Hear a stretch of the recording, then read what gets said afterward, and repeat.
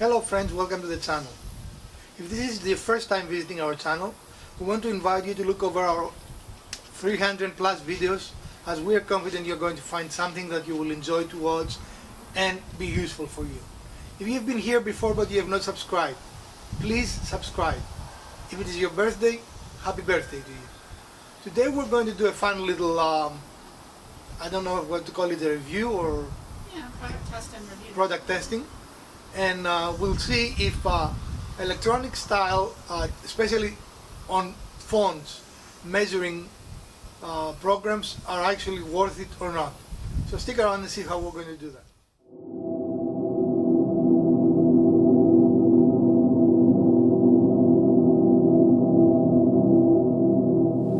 Alright friends, all the rave is with electronic devices, and especially with the release of the new iOS 12 on iPhones, a lot of attention was put on a new program that is included on the iOS 12, which is a measuring tape.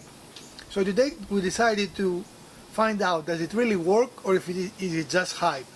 So stick around for a few with us. We're going to show you how we did our testing, and then I'm going to tell you my conclusions. Okay.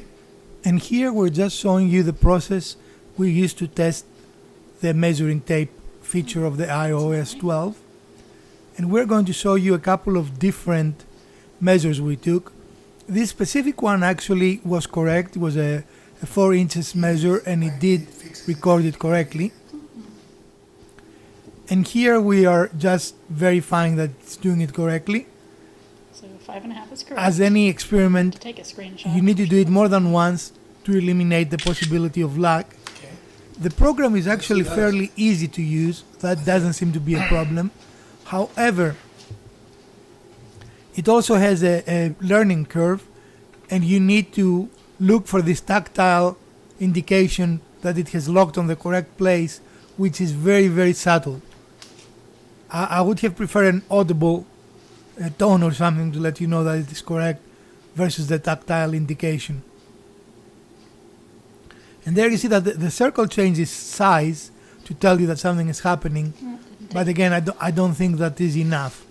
We tried, as you see, different objects, and also try some furniture you're going to see in a little bit. I don't think so. I think And it we just did takes a little try bit of several practice times get it to do to what you ensure wanna do, and you consistency, kinda have to to go ensure slow that so it doesn't get confused we take by out other any edges. measuring error in our part or any just happy accident on the device's part. It did come, the worst measurement was about says half an inch 310, off. but that's So short. it is not extremely off, but it's not extremely accurate. Again, here we're repeating the measure to see what's happening. My background is in science, so I know that repeating something, especially when it comes to measuring something, is vitally important.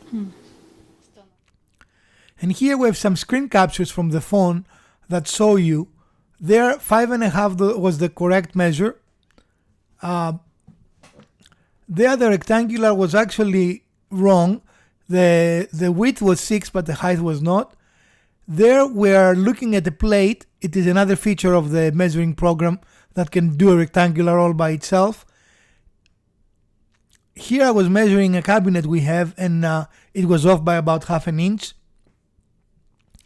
So we have a consistent half problem.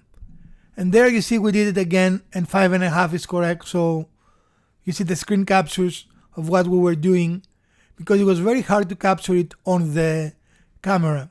And here we went outside, changed the environment to test the device in all environments.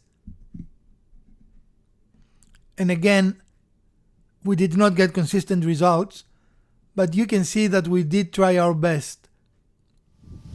So we spent some time and we measured several objects around the house in order to measure the accuracy of this device, and my opinion of it, it is more of a gadget than actually a useful measuring device, because while it gets close, sometimes actually gets right on the money, right? Yeah. It requires some training on your part. It requires a lot of attention. It definitely has a learning curve. It is not as intuitive as the presented it in the keynote at Apple, and it definitely makes mistakes. It will take a lot of time. Now, does it mean it's worthless? I don't think so. What I think is that this will be a good device to have, like when you're in the store and you want to see if you're, let's say you're buying a chair or a TV or something, and you want to see if it fits in your space, because usually it is within half an inch or so. Don't you agree? Yeah, usually. That will be a useful device, because then it will tell you if it will fit your space. But definitely I don't see it as a replacement of a tape measure in doing projects. It is just not consistently accurate enough, even though again on a couple of measures it measures right on. And we think it might be partly a learning curve that we have not learned it. It has some really unique idiosyncrasies. For example, when the phone locks on what you want to measure, an edge or a corner, it makes a very, very soft tactile indication that it took us a couple of attempts to even detect. And that helps with the accuracy. But it looks like both the speed and the angle of your phone play a huge role on how accurate the device is. And even when you're keeping the phone as perfect as you can, sometimes it is accurate, sometimes it's not. But I would say that this accuracy is much better for smaller distances than larger distances. When we measure 4 inches, it did that correctly. Yeah. When we went to the 30-some inches, it didn't do that correctly. Right. So it looks like for very small distances it is okay. It has a neat feature that actually will measure a rectangular for you. But again, one of the dimensions was correct and the other was off by half an inch. And again, if I think the correct dimension was the small one and the off was the long one. So it seems to be that the length somehow is stripping the device. So overall, it is free, so you don't have to pay anything for it if you have an iOS 12. But again, I don't think it is something that I would use in my projects. What do you think? No, I think it would just be like you said, when you're out and about, you need a quick measurement to give you a rough estimate. Right, but for rough estimates, for a tool that you have in your pocket all the time, I think it presents some usefulness. Yeah. So, what are we going to give it? 3 or 4 thumbs up? Out of how many? Out of 5. Out of 5? Yeah. Maybe 3. All right, so we'll give it 3 thumbs up out of 5. It is a little more of a gadget than it is a useful device. And again, I'll use it in a few weeks. I'll give you my impressions as I use it out in the wild. And by the wild, I mean Home Depot and Lowe's and Menards and Harbor Freight. All the big box places. Yes. And see if I get better with it. Is it just a matter of getting used to it, or if it is simply just not as accurate, or if it requires so much of a precise way to use it that really doesn't make it worth the while. Because I don't know about you, but to me it was much faster to use the tape. Oh yeah. I mean, if the idea is for you to make a fast measure using this, that is not it. That No. doesn't do it. No. It takes much longer to measure with this than it makes to use a measuring tape, and that says a lot to you, because I hate measuring tapes, as you know.